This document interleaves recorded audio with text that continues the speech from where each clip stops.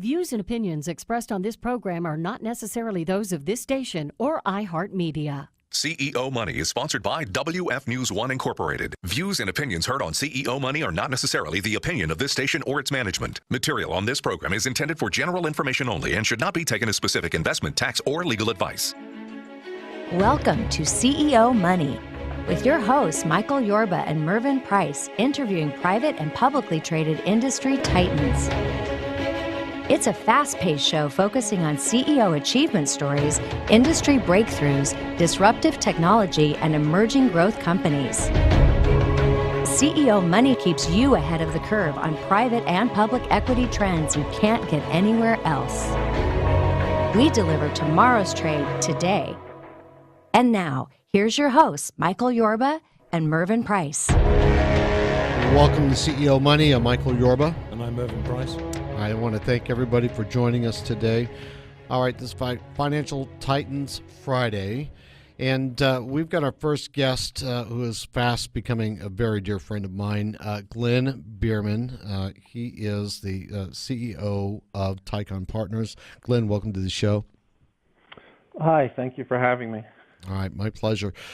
Glenn, you take companies public using Reg A. Let's get back up just a minute so that you can tell everybody briefly about your background. They're starting to get to know you a little bit better, but we're always adding new people to the show. And then let's dive right into today's content with you. All righty. Well, first of all, I have a background in investment banking as well as being a CEO of public and private companies. And so I've taken companies public in my career on the traditional IPO route and got interested in Regulation A+ when it was first enacted in 2015. The difference between Reg A+, conventional funding from VCs or private equity, let's open that up. Well, that's the huge benefit for Reg A+. Typically, companies in their growth stage looking for growth capital are faced with trying to get growth capital from private equity, VCs through private placements. And they have to sell their shares at a private valuation in that format. With Reg A+, it's a path to being public, and we have a path to list on the NYSE American. And so the valuation immediately goes up 10 to 15 times because you're headed for a public valuation. So another way of saying it, in a private round, you might be raising $2 to $5 million. And when we ask a company a rhetorical question, why so little if your business plan needs more, we get the rhetorical answers, we don't want to give the company away. Well, with Reg A+, conceptually, you could raise $20 to $50 million for the same valuation without giving up board seats, giving up control.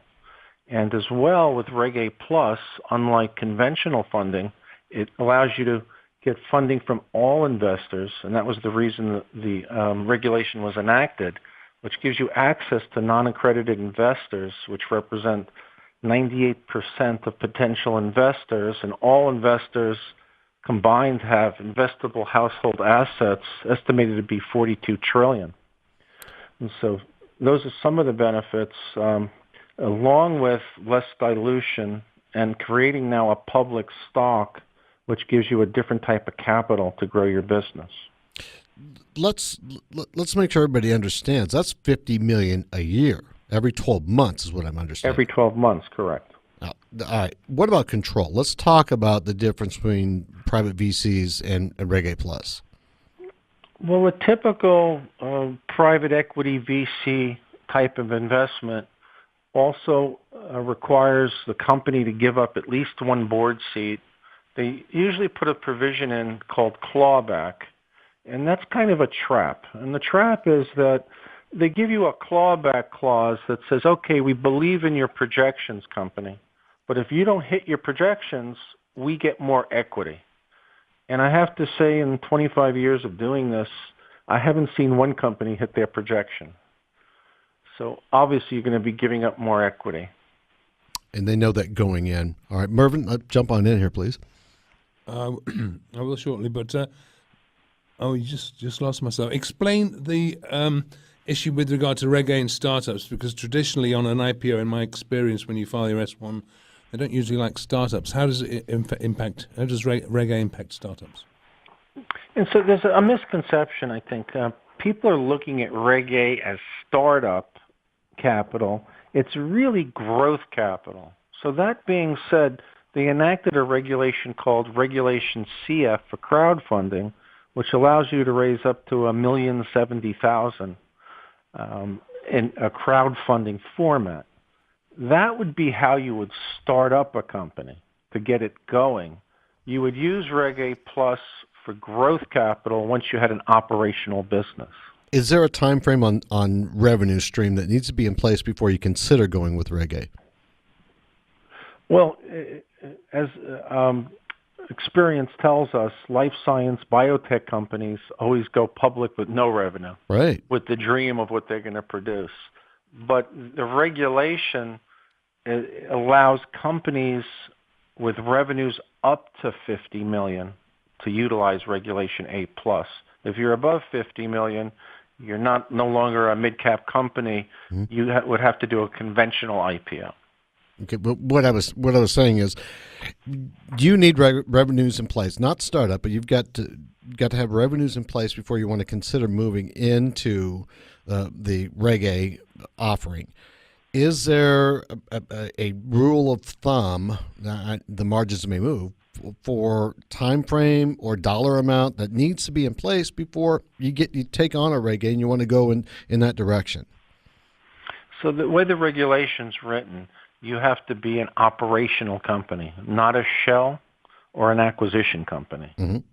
So it's not the only revenue caveat is the 50 million max. There's no minimum. That's it. But you must be operational. Okay, so that gives you a lot of elbow room. Correct. That does. All right. Investors. You mentioned earlier it's all investors versus accredited investors only. Open that up so everybody understands that when you say non-accredited, is there a floor on that where you say can't go below this sort of income stream or this asset base to be eligible to invest in the Reg A offering? Well, the asset part of it's kind of interesting because typically some of the smaller companies in their earlier stage of growth will not meet the listing requirements. Mm-hmm. But through the Reg A Plus and the fundraise, we'll meet those requirements. And namely, the requirements are having the proper number of shareholders, the proper market value of the public float, and the market cap. And most importantly, stockholders' equity. You achieve that through the raise of the Reg A Plus. What I meant was, let's say the investor, somebody listening to our show, says, that's a great idea. I want to invest in that company. We've moved from accredited only, and the definition, we're going to spend time talking about what that definition is, but non-accredited people. Is there a parameter on what a non-accredited person has to be to invest in a Reg A? Do you know what I mean? Yes.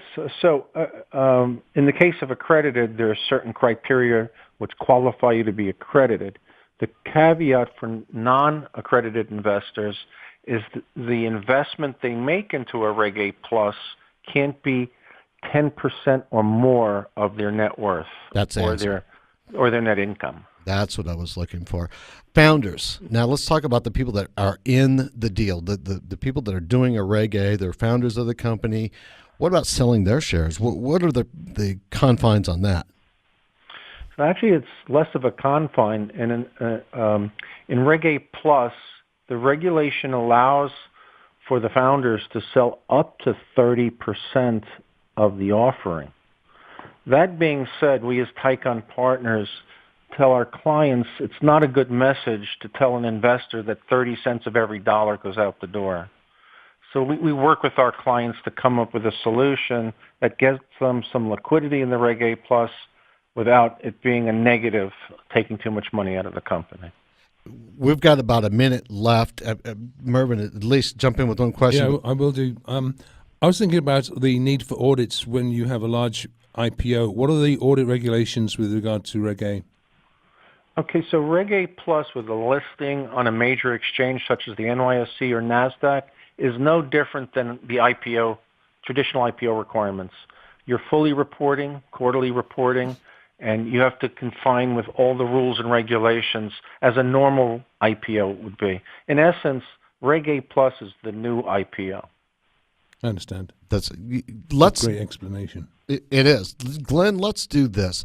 I have 1,001 questions and not that much time. I would, if you would, come back in, bring Natalie, your partner, on the show, and we could walk through all of the different questions that we have that people are really going to want to know, almost like a case study. Would that be all right for you? We'd enjoy that. Appreciate that. Good.